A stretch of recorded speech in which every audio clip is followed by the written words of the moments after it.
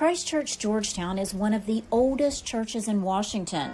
It's also where COVID-19 arrived when the Reverend Timothy Cole became the city's first coronavirus patient. It earned him a new nickname. Patient Zero, which is a name that it's going to take a bit of living down, I think. The Christian understanding of love. Cole has been vaccinated, and so has nearly everyone in church this day. He's urged his parishioners to get the shot for their own health and for the welfare of others. And he's happy for more faith leaders to do the same.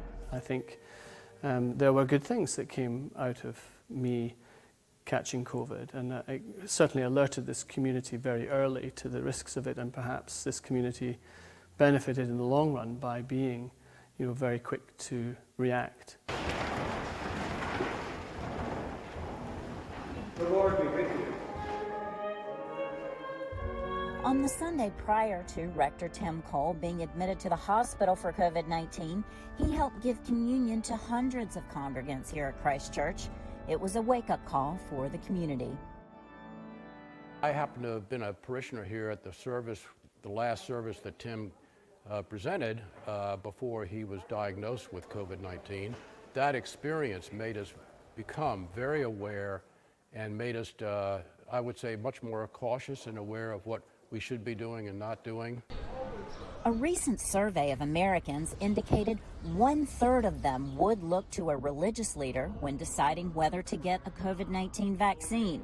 And over half say getting vaccinated is a way to make good on the aspiration of loving one's neighbor.